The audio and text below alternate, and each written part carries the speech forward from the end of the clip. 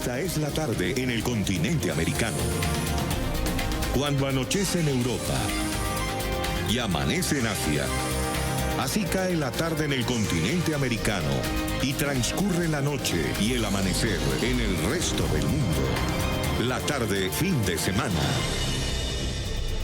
Para mí es un gusto acompañarlos. Los invito a que se queden conectados con nosotros. También a través de redes sociales estamos en Twitter en @latardentn24 o también, si prefieren, pueden escribirme a mi cuenta personal @JasonCalderón. Ahí vamos a estar leyendo todos sus comentarios. Vamos a comenzar con una buena historia, y es la historia de una pareja de hondureños que se casó esta semana en un refugio para migrantes en la frontera norte de México, luego de esperar durante meses una cita para solicitar formalmente el asilo en los Estados Unidos. Ambos huyeron de Honduras con la esperanza de casarse en la Unión Americana, pero ante la larga espera finalmente decidieron hacerlo en la zona limítrofe. Un sueño aplazado por las políticas migratorias de Donald Trump. Dexy Maldonado y Marvin Madrid son una de las tantas familias que emprendieron en 2018 un viaje rumbo a Estados Unidos buscando un mejor futuro. Salieron de Honduras tras perder su trabajo y pagaron con sus ahorros un guía que los llevará hasta la frontera sur de la Unión Americana. Ella anhelaba casarse en una iglesia estadounidense, vestida de blanco y con un recinto lleno de flores. Un sueño interrumpido por un grupo criminal que intentó secuestrarlos y del que lograron escapar al cruzar el río Bravo nadando. La patrulla fronteriza los detuvo y junto con su pequeña hija fueron enviados a la ciudad de Matamoros, estado Tamaulipas, bajo el programa de protocolos de protección a migrantes que los obliga a esperar en territorio mexicano la audiencia para formalizar la solicitud de asilo. Llevan meses durmiendo en este campamento instalado frente a una oficina de migración. No tienen acceso a agua potable y reciben alimento de las organizaciones civiles de la zona. Y como los cientos de centroamericanos que permanecen allí, deben enfrentarse a los peligros que representa la presencia de varios cárteles de la droga en la región.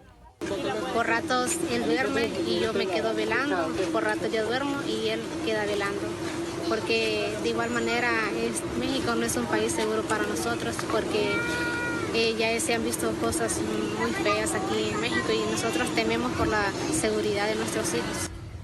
Su situación parecía complicarse el pasado miércoles cuando la Corte Suprema de Estados Unidos permitió a la administración Trump que cualquiera que pase por un país, incluido México, solicite asilo allí en lugar de Estados Unidos. Entonces, decidieron casarse lejos de la comodidad y los lujos. Entre carpas y baños móviles recibieron la bendición del reverendo Isaac Collins de Charlottesville, Virginia. Porque ya teníamos planeado desde allá. Teníamos planeado de Honduras. Y gracias a Dios, pues, lo casó el padre acá. Y aparte que en Honduras se gasta demasiado dinero para casarse. Entonces aprovechamos aquí la oportunidad y hasta tomamos la decisión de quedarnos. Certificado el matrimonio de mi esposa, el padre nos casó. Como Dexy y Marvin, otras 6 parejas recibieron su certificado de recién casados. Un papel que solo acredita la unión frente a la iglesia, pero no ante algún gobierno. El Departamento de Seguridad Nacional envió una notificación a la joven que comparecerá en la puerta de entrada a Brownsville para una audiencia en la corte del 30 de septiembre. Madrid aún espera la citación. También es noticia un perturbador hallazgo que tuvo lugar en la casa de un médico abortista estadounidense, quien falleció recientemente. Un abogado de la familia del doctor reportó que al revisar su vivienda, que queda en el estado de Illinois, encontraron más de 2.200 fetos. Rápidamente se informó a las autoridades, quienes ahora tienen a su cargo la investigación. Los restos fetales fueron encontrados en esta vivienda en Illinois. El macabro descubrimiento lo hizo el abogado de la familia del doctor Ulrich Klopfer. Sus allegados aseguran estar sorprendidos y consternados por el hallazgo. Están haciendo todo lo que está en sus manos para cooperar con las autoridades y asegurarse que todo esté bien. Según las autoridades, no hay evidencia de que en la casa se hayan realizado abortos, mientras los habitantes de este apacible vecindario parecen estar en shock. Dios, eso es increíble. Es repugnante. Resulta extraño vivir aquí con solo saber que allí había como 2.000 bebés. Es simplemente triste. Klopfer, quien murió el 3 de septiembre, trabajaba en una clínica de abortos en Indiana, cerrada después de que el Estado le revocó la licencia en 2015. Según dijo, llevaba más de 40 años realizando estos procedimientos, pero su licencia fue revocada en 2016. En Indiana, las leyes exigen el entierro o la cremación de restos fetales luego de ser abortados. Por problemas coronarios fue ingresada en una clínica de Lima la líder opositora peruana Keiko Fujimori. La dirigente ha estado encarcelada desde hace 10 meses por el megaescándalo de corrupción de la empresa Odebrecht. Es la segunda vez en 15 días que Fujimori presenta alteraciones coronarias mientras cumple con la prisión preventiva ordenada por la Corte Suprema de Justicia. Y hoy México vive el mes de sus fiestas patrias. En la capital alistan el primer grito de independencia que dará Andrés Manuel López Obrador como presidente. El informe es de nuestra cadena aliada Excelsior Televisión. 15 de septiembre de 2019, el primer grito de independencia de Andrés Manuel López Obrador como presidente de México. El balcón presidencial, la campana de Dolores y la puerta Mariana, todo está listo. A las puertas de Palacio Nacional yace un pequeño inconveniente, un plantón de normalistas que golpearon a policías militares.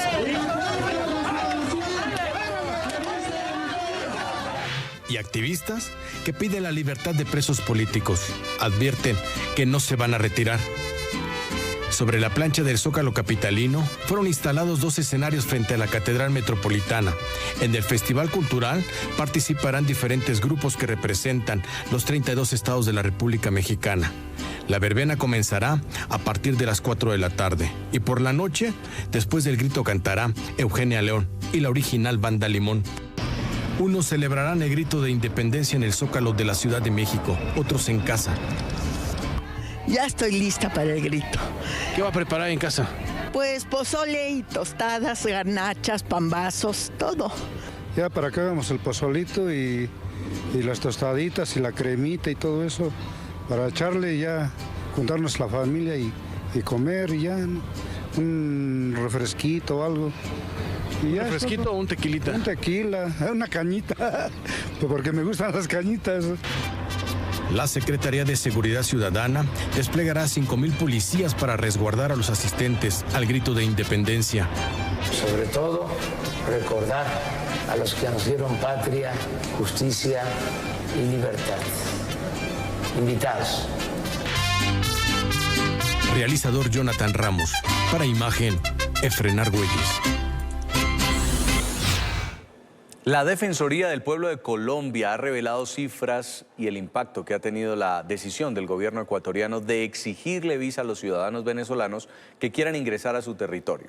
Miremos, desde hace 2 semanas, cuando se anunció la implementación de la medida, 12,000 personas se movilizaron. Se estima que cerca de 2,000 venezolanos no alcanzaron a cruzar la frontera y hoy se encuentran represados en Ipiales, Nariño. Actualmente 740 migrantes están albergados en 9 refugios y otros 300 han pasado las noches en inmediaciones del puente internacional de Rumichaca. La Defensoría alertó que los ciudadanos venezolanos represados en territorio colombiano se encuentran en precarias condiciones, especialmente los niños, a quienes se les ha visto deshidratados, en riesgo de desnutrición e hipotérmicos. Y vamos puertas adentro en Venezuela. La crisis carcelaria se agrava con el hacinamiento severo que hay en los centros de detención del país. Los motines, las fugas de presos se han vuelto recurrentes. En el transcurso de esta semana, 61 presos escaparon de 2 sedes policiales en la ciudad de Caracas. Solo la mitad fueron recapturados. Nuestro periodista Luis Alejandro Laya tiene toda la información. Adelante, Luis. Hola, buenas tardes. En Venezuela la crisis carcelaria se agudiza principalmente en los centros de reclusión policiales, los que deberían ser temporales, no más de 48 horas. Debería pasar un privado de libertad en estos lugares. Sin embargo, hoy tienen más de 2 y 3 años. Este hacinamiento ha llevado a la violencia y también a que las fugas y motines sean el pan nuestro de cada día. Tan solo este martes, 61 privados de libertad intentaron fugarse de 2 sedes policiales en Caracas. Menos de la mitad fueron recapturados. Bueno, esta violencia que se presenta en los calabozos de policía responde al hacinamiento brutal y a la posesión de armas de fuego de los detenidos dentro de estos calabozos de policía. El hacinamiento en las cárceles de Venezuela ha llegado a niveles gravísimos. La población detenida hoy supera los 121.000 reclusos y aproximadamente el 60% está en cárceles temporales, es decir, en sedes policiales, donde no deberían permanecer más de 48 horas y que no cuentan con las condiciones adecuadas para su permanencia. La infraestructura de estos calabozos de policía no está destinada a albergar a tantos detenidos por tanto tiempo. Desde la ONG Una Ventana para la Libertad hablan de aproximadamente 60.000 reclusos en 500 centros policiales ubicados en las ciudades, con una capacidad para menos de 20.000. Esto acarrea además irrespeto a los derechos humanos de los detenidos y aparición de enfermedades como tuberculosis, hepatitis y sarnas. Este martes 61 reclusos intentaron fugarse de 2 sedes policiales que se encuentran en zonas residenciales. Solo unos 25 fueron recapturados. Los vecinos de estas dependencias denuncian el riesgo que corren. Muchos de estos reos que se escaparon son procesados por homicidio, o sea, realmente son presos de altísima peligrosidad. Incluso uno de estos centros, conocido como Zona 7, se encuentra al lado de un colegio. En oportunidades han intentado escaparse a través de sus instalaciones. Y un preso se escapó, saltó hacia el colegio, corrió dentro del colegio, algunos papás trataron de neutralizarlo. Expertos explican que hay normativas para la existencia de estos lugares. En Caracas, la prisión de La Planta fue eliminada por estar cerca de edificios residenciales. Tanto los ciudadanos como los expertos en materia carcelaria indican que debe haber una solución inmediata a este problema. Los detenidos deben ser trasladados a las cárceles formales, ya que esto consume no solamente el tiempo de los funcionarios policiales que deben vigilarlos, sino también en materia presupuestaria a las alcaldías. Además, es una bomba de tiempo, hechos de violencia y nuevas fugas. Desde Caracas, Venezuela, para la tarde de NTN 24, Luis Alejandro Alaya. Gracias, Luis. Para hablar de este tema quiero saludar a esta hora a Carlos Nieto Palma. Él es director de la ONG Una Ventana a la Libertad y además es experto en temas carcelarios en Venezuela. Muy buenas tardes. Hola, buenas tardes. Gracias por la invitación. Aumenta la conflictividad en los centros penitenciarios de Venezuela, principalmente en las sedes policiales. ¿Cuál es la situación real en estos centros de detención preventivos? Sí, mira, realmente la situación que se vive en los centros de detención preventiva en Venezuela es bastante grave, ¿no? Primero hay que tomar en cuenta que estos centros de detención preventiva son espacios transitorios donde los reclusos deberían estar por lapsos no mayores de 48 horas y que en Venezuela se han convertido en cárceles permanentes. Entonces tenemos a Venezuela rodeada con aproximadamente 500 espacios no aptos para tener al recluso por lapsos mayores de 48 horas. Usted habla de condiciones peores en un centro preventivo. ¿Por qué? Bueno, mira, el hacinamiento ronda por el orden del 400% en líneas generales en toda Venezuela, ¿no? Ya por ahí es un punto extremadamente grave. También tenemos el retardo procesal, el 70%, para no ser exagerado, el 70% aproximadamente de los presos en Venezuela no tienen aún una sentencia definitiva. O sea, son todos procesados, presuntamente inocentes. Y bueno, esto hace que tengamos una mayor población en Venezuela que está todavía esperando una sentencia, que los tribunales no han dicho cuál es su estado legal, o si son culpables o inocentes, que están muchas recluidas, o la gran mayoría recluidas en estos centros de detención preventiva. Esto hace igualmente que la policía se esté ocupando de funciones que no son de su competencia, como es la de cuidar presos. Los policías no están para cuidar presos, los policías están para cuidar a los ciudadanos en la calle. Aquí tenemos un 30% de los policías en Venezuela destinados dentro de sus comandantes, sus cuerpos policiales, a cuidar a los presos que tienen ahí, porque quien se debería encargar de esto, que es el Ministerio para el Servicio Penitenciario, no lo hace. Entonces esto afecta indudablemente también a la ciudadanía. Aunado a eso, hay graves problemas de alimentación por ser espacios transitorios, no tienen comedores, por lo tanto no tienen ni presupuesto, ni tienen espacios donde prepararlo, darle comida a los reclusos. Las fugas y los motines se han hecho recurrentes en los últimos meses. Muchas de las riñas terminan en trágicos y escandalosos saldos de fallecidos. Tan solo este martes decenas de reos intentaron escapar de 2 sedes policiales. ¿No hay control sobre estos detenidos? Claro, indudablemente, es que no puede haber control cuando tú estás en un espacio que no está acondicionado para tener a personas allá adentro presas, ¿no? Y cuando quienes los están cuidando, los policías que los están cuidando, no están preparados para cuidar a presos, y estos lugares no reúnen los requisitos para esto. Por eso vemos fugas. Hace 2 días acá en Caracas vimos en lo que antiguamente se conocía como la Zona 7, que ahora es Policía Nacional Bolivariana en Boleíta y también en el Paraíso en Caracas hubo una fuga en la madrugada simultánea, creo que no fue premeditada, sino que ocurrieron las dos, y entre ambas fugas hay más de 60 reclusos que escaparon entre Boleíta y el Paraíso.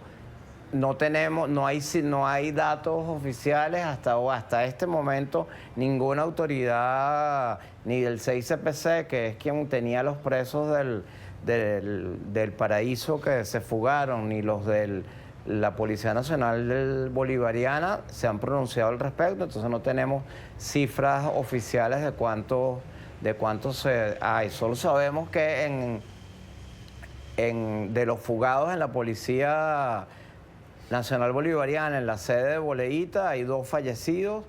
Creo que se recapturaron unos cuantos, pero ninguno de los demás se ha logrado recapturar.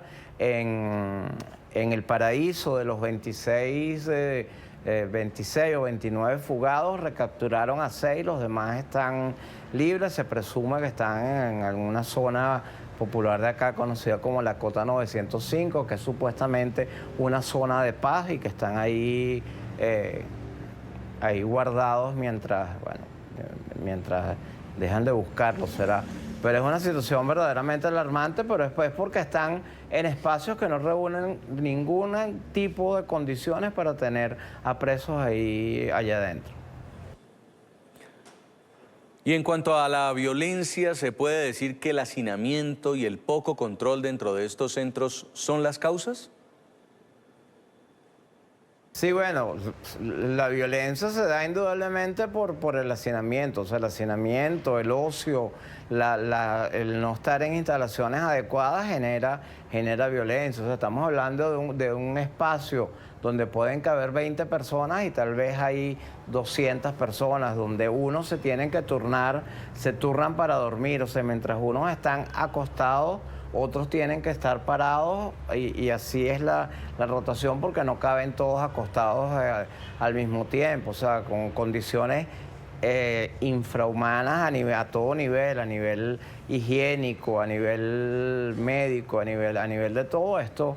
Esto tiene que generar violencia de por sí, por esto ocurren todos estos hechos, ¿no? Ya nosotros hemos visto, tenemos en el año 2018, creo que fueron como 60 fallecidos en Policarabobo. Recientemente en la sede de la policía de Acarigua también fallecieron, Acarigua en el estado portugués, acá en Venezuela también fallecieron creo que fueron 29 reclusos también en un motín interno. Y bueno, todo esto es generado por las condiciones y porque están en espacios no adecuados, aparte de eso, para tener a mucha gente ahí. O sea, imagínate tú en la sala de tu casa que quepan 10 personas y tú invites a 500. O sea, por lo menos van a pelear alguno con otro porque lo tropezaron o lo pisaron o le derramaron algo encima. Entonces, imagínate en una cárcel que la gente que está ahí no está precisamente por ser niños buenos. No, eso no es un colegio de monjas. Entonces, eso, el hacinamiento y el ocio, el no tener espacios para hacer absolutamente nada, genera indudablemente violencia en todos estos recintos. Usted habla de aproximadamente 500 centros de reclusión en las ciudades. ¿Qué efectos puede traer para la población que hace vida en los alrededores de estas cárceles? Claro, fíjate tú, eso es bastante grave. Este sitio en Boleíta, en Caracas, en lo que antiguamente era la zona 7 de la Policía Metropolitana, colinda, y lo que lo separa de un gran colegio, un colegio muy grande, el Colegio San Agustín del Marqués, es solamente una pared. Muchos de los reclusos que se han fugado de ahí, no ahora, en otras oportunidades, y esta vez recientemente también, brincan y caen en el patio del colegio. Esto ha ocurrido con niños ahí. No solo ahí, tenemos en nuestros reportes un centro de detención que funciona en el estado de Aragua, que está al lado de un jardín de infancia. Hubo una fuga en pleno a la hora de salida de los niños del jardín de infancia, otro que funciona en un centro comercial, si se fugan en pleno centro comercial. O sea, una situación verdaderamente grave a la cual el Estado venezolano no le ha hecho ningún tipo de caso, ¿no? O sea, sobre todo quien es responsable directo de esto, que es el Ministerio para el Servicio Penitenciario, que es quien debería darle una solución inmediata a esto. Hace referencia al Ministerio Penitenciario como responsable. ¿Qué se debe exigir a las autoridades para que no se repitan estas situaciones de violencia, de fuga, de riesgo? Bueno, mira, que cumplan con la ley. El Código Orgánico Penitenciario venezolano establece que es el Ministerio para el Servicio Penitenciario a quien le corresponde velar por los privados de libertad. El decreto de creación del Ministerio Penitenciario dice también que es a este ministerio a quien le corresponde. La ministra de este despacho dice que ella no tiene competencia para esos presos que están ahí, pero lo que sí es claro es que la responsabilidad absoluta del respeto a los derechos humanos y las condiciones de vida de las personas que están privadas de libertad, independientemente de donde están, es del Estado venezolano, porque todas estas personas están bajo la tutela del Estado y es el Estado el que debe responder por ellos, pues. Agradecemos a Carlos Nieto Palma, el director de la ONG Una Ventana a la Libertad y además experto en temas carcelarios en Venezuela, por habernos acompañado aquí en la tarde de NTN 24. Gracias a ustedes, feliz tarde. Como un informe sesgado e incompleto, ha calificado el régimen de Daniel Ortega las conclusiones presentadas por la alta comisionada de la Organización de Naciones Unidas, Michelle Bachelet, sobre la situación de los derechos humanos en Nicaragua. El informe de Bachelet denuncia asesinatos y torturas ocurridas tras las protestas registradas hace más de un año en contra del régimen de Daniel Ortega. La ONU desmonta así la presunta normalidad en el país centroamericano que el oficialismo pretende vender a la comunidad internacional.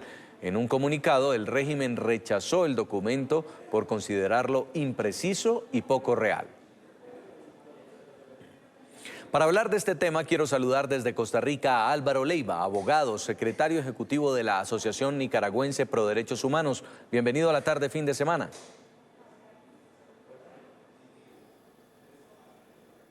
Muy buenos días, Jason Calderón, del programa La Tarde del Fin de Semana de NTN 24. Para mí es un placer estar nuevamente en este programa compartiendo nuestras actividades y nuestro trabajo en la promoción y defensa de los derechos humanos de los nicaragüenses fuera y dentro del territorio nicaragüense. Buen día, señor Leiva. Hablemos de este informe. ¿Qué tan crudo es? ¿Qué expone Michelle Bachelet que incomoda tanto al régimen de Ortega? Bueno, mira, el tema del informe que presentó la alta comisionada de Derechos Humanos de Naciones Unidas es un informe que viene de diferentes fuentes de información, principalmente la Comisión Interamericana de Derechos Humanos, CIDH, del Sistema Interamericano, de la información de los informes que generamos los organismos de la sociedad civil comprometidos en la promoción y defensa de los derechos humanos, y en el mismo informe y monitoreo que viene generándose a través de su oficina regional en Panamá, que ha estado muy de cerca con el tema de la crisis de violaciones de derechos humanos que ha promovido el régimen Ortega Murillo, cuyo comportamiento refleja una falta de voluntad política de mejorar la radiografía de los derechos humanos de los nicaragüenses. Realmente las cifras que están reflejadas ahí, inclusive nosotros podemos decir limitadas también, porque hay que recordarse que el trabajo de la Sección de Derechos Humanos de Naciones Unidas, al igual que de la Comisión Interamericana de Derechos Humanos, ambos organismos fueron expulsados por el mismo régimen, causando una limitación en el trabajo y en el ejercicio que estos deben de hacer para hacer evaluaciones en temas de derechos humanos. ¿Y Ortega cómo responde ante este informe presentado por Bachelet? Es la misma reacción y comportamiento que ha tenido el régimen Ortega durante muchos años, que es la retórica, la indiferencia y la negación de hechos que están evidentemente más que comprobados, como es las atrocidades, las violaciones a los derechos humanos que están debidamente documentadas en los informes que presentó la alta comisionada. Es decir, es el tema de tener un comportamiento, el comportamiento del representante del Estado es el mismo comportamiento de una dictadura cruel y sangrienta que frente a la comisión de delitos de lesa humanidad, genocidio, violaciones de derechos humanos que ha cometido, simplemente llega de manera burlesca, de manera haciendo el papel de yo no fui ante la comunidad, tratando de evadir sus verdaderas responsabilidades que le asisten como Estado en función de materia de derechos humanos. Pero esta retórica y esto ya no engañan a ningún país de la región ni del mundo. La dictadura Ortega Murillo ha quedado desenmascarada y ha quedado evidenciada de la comisión de delitos de lesa humanidad, genocidio y violaciones a los derechos humanos que ha cometido en contra del pueblo de Nicaragua. Y en ese sentido es que nosotros vamos a seguir trabajando en el tema de la justicia universal para que el brazo de los derechos humanos pueda llegar hasta el último rincón de Nicaragua para demandar la justicia de las víctimas de violaciones de derechos humanos y del mismo pueblo de Nicaragua, que es lo que está demandando. Señor Leiva, para nadie es un secreto que Daniel Ortega ha utilizado a los militares para reprimir a periodistas y a representantes de ONGs. ¿Este panorama ha cambiado o sigue siendo igual? Bueno, hay que recordarse de que el régimen Ortega Murillo, su conducta y su comportamiento es permanente y ascendente. Es decir, cada día en Nicaragua no hay un retroceso a poder decir de que hay una mejoría de parte del Estado o del régimen de querer mejorar la radiografía de los derechos humanos. Hoy en día se reprimen más las libertades políticas, las libertades civiles, se reprimen a los periodistas, se asesinan periodistas, es decir, a defensores de derechos humanos se reprimen, se les da, se asedian, se les amenaza de muerte por parte de las mismas estructuras que ha creado el régimen para tal sentido, como es el tema de la creación de un cuerpo armado ilegal conocido como paramilitares, a la vista y paciencia del Ejército de Nicaragua y de la misma Policía Nacional, ¿verdad? Al igual que de creación de grupos de choque afín a la ideología partidaria del régimen, que son los encargados de secuestrar, desaparecer, asesinar, reprimir, asediar a todos aquellos ciudadanos que simplemente no comparten con la ideología del partido de gobierno de turno. Y sobre todo, que reclaman sus derechos fundamentales que le asisten como ciudadanos, y al igual que los defensores civiles y los defensores de derechos humanos que están sujetos a tales condiciones por parte del régimen. Usted como abogado, como defensor de los derechos humanos, ¿qué espera de la comunidad internacional?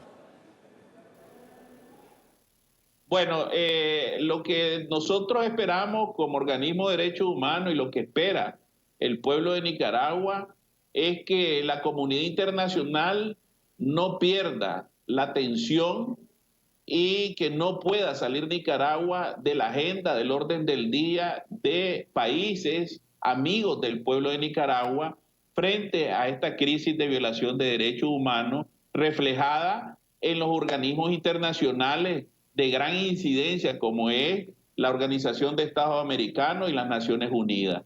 Que este lunes, por ejemplo, estará entrando una alta comisión que quedó establecida en la última reunión ordinaria que se celebró en Medellín, Colombia, por parte de la OEA, en el Consejo Permanente, donde estará encabezada por el embajador Carlos Trujillo, delegado para la OEA de parte de los Estados Unidos, que estará arrimando, tengo entendido, el día de mañana a Managua, Nicaragua, en función de dar seguimiento al tema del cumplimiento de parte del Estado nicaragüense de la Carta Democrática. Hay que recordarse que el régimen Ortega Murillo está en sus últimas horas de agonía en el sistema interamericano de la OEA, ya que ha venido teniendo un comportamiento lo cual se hace acreedor ya desde ahora a aplicársele el artículo 20, que es la expulsión de la OEA por violentar la Carta Democrática y violentar derechos humanos de sus ciudadanos en función de que en Nicaragua ha habido una ruptura del orden constitucional. Finalmente, señor Leiva, después de más de un año de represión, de muertes, de marchas, ¿cómo está Nicaragua?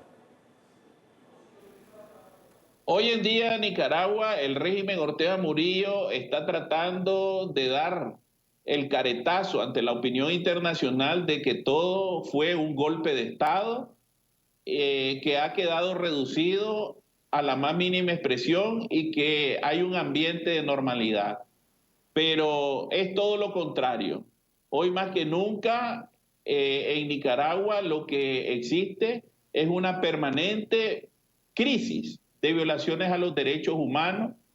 Ya definitivamente el pueblo se ha manifestado, sigue valientemente manifestándose en función de reclamar sus derechos fundamentales y sobre todo de reclamarle al régimen Ortega Murillo de que ya es hora de que deje el poder y que verdaderamente reine nuevamente la tranquilidad de esa paz social que demanda el pueblo de Nicaragua. En Nicaragua hoy en día es permanente por parte del régimen, por prácticas del régimen Ortega Murillo, de más secuestro, más ejecuciones, más encarcelamiento, más asedio. Es decir, ha recrudecido la represión por una falta de tolerancia, de escuchar la voluntad del soberano, que es el pueblo de Nicaragua, de reclamar su democracia, su institucionalidad y el respeto a sus derechos humanos. Seguimos con más de La Tarde fin de semana y lo hacemos con el arte y el talento de una joven en Colombia para denunciar la problemática social.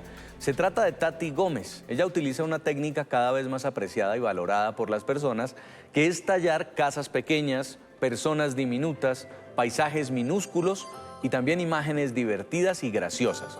Muchos artistas le llaman a esto el arte en miniatura.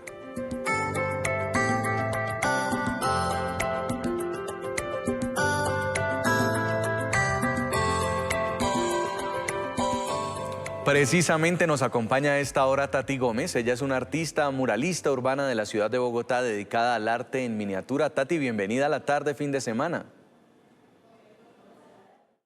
Hola Jason, ¿qué tal? Muchas gracias por la invitación. Cuéntanos en qué consiste esta innovadora propuesta tuya de arte en miniatura.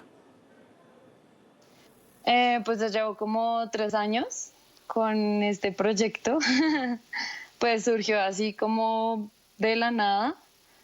Pues yo trabajo generalmente en arte urbano, pues que es otro formato totalmente diferente y es pues a gran escala. Pero pues gracias a este forma de trabajo y de expresión he logrado llegar a diferentes lugares y gracias a estos lugares pues he ganado un modo de aprendizaje, de reflexiones y pues en estas reflexiones como que en estos lugares he logrado obtener un montón de objetos los cuales he podido intervenir a través de las experiencias y pues ya hace como 3 años en sí que tuve mi primera experiencia en el Cauca con el Centro de Memoria Histórico. Ahí obtuve un objeto y desde ahí empecé como a reflexionar un montón de conceptos y cosas del país que pues se me salían de las manos y no tenía una manera como de expresarlas o contarlas pues tranquilamente y llegando bien a la gente. Tati, ¿cuándo empezaste a realizar este arte y qué te inspiró? Pues ya llevo como 3 años con este proyecto. Pues surgió así como de la nada.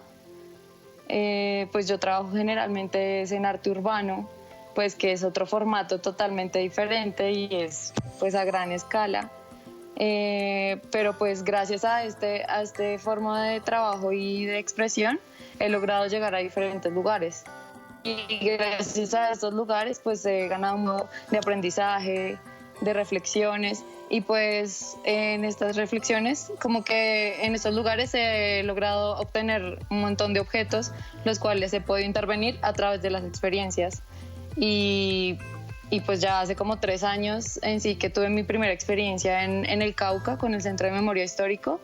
Ahí obtuve un objeto y desde ahí empecé como a reflexionar un montón de conceptos y cosas del país que pues se me salían de las manos y no tenía una manera como de expresarlas o contarlas pues tranquilamente y llegando bien a la gente.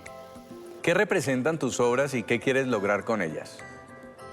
Pues gracias a las experiencias que he tenido y lugares que he conocido en el tema de paz y memoria, en el tema de conflicto, en el tema de los líderes sociales. Digamos, la experiencia de ir al Cauca pues me enseñó como muchos temas de la vivencia que tienen estas personas por tener un ideal tan valioso que es defender la vida y la tierra. Y como que yo no tenía esa visión de mundo, pero la cambié una vez compartiendo con ellos.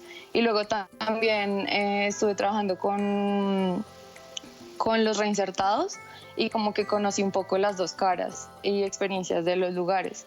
Entonces dije como yo tengo que compartir esto con las personas que no viven esto, porque a mí me cambió la vida, o sea, y todos tenemos como la posibilidad de reinventarnos y reflexionar cosas que hagan que cambiemos nuestros hábitos, que construyamos como un mundo mejor, que dejemos un mundo mejor, que obviamente es chévere como suplir nuestros gustos y eso, pero también ser un poco conscientes de lo que pasa a nuestro alrededor y como qué vamos a hacer o dejar para que el mundo se conserve y siga.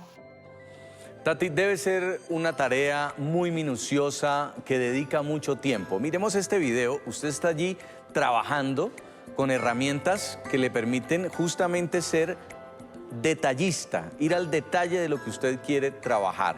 ¿Cuáles son esas herramientas con las cuales usted hace sus obras de arte? Las herramientas que uso pues son acrílicos y casi siempre resino los objetos pues para que dure la pintura sobre el objeto. Ya cuando trabajo sobre material orgánico, digamos, pinté unos pétalos, eso sí no los resino, sino los mantengo como pues dentro de un libro y eso para que no se dañen. Y ya además es acrílico, pincel y el objeto y ya.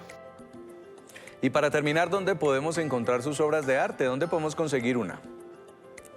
Bueno, en Instagram estoy como @minitatigomez y este 20 y 21 de septiembre voy a estar haciendo una muestra en el barrio San Felipe, en un circuito de arte, pero no va a ser en una galería, va a ser en un lugar diferente, entonces en el Parque de la Arana.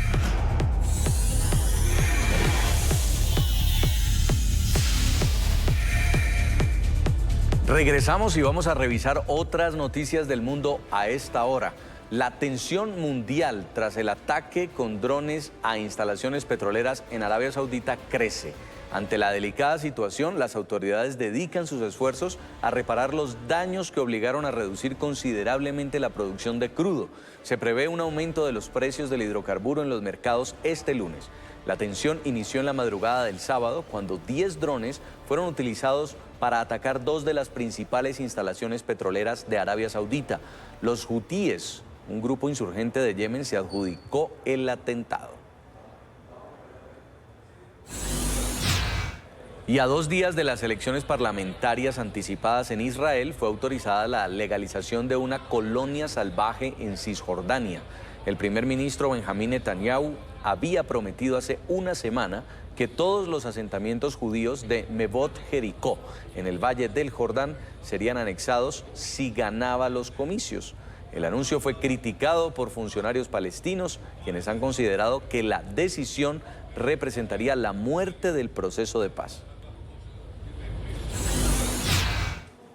El Papa Francisco elogió hoy el intercambio de prisioneros entre Rusia y Ucrania que se llevó a cabo la semana pasada. Desde la Plaza de San Pedro en el Vaticano, el pontífice ofreció sus oraciones por un rápido final para el conflicto en el este de Ucrania.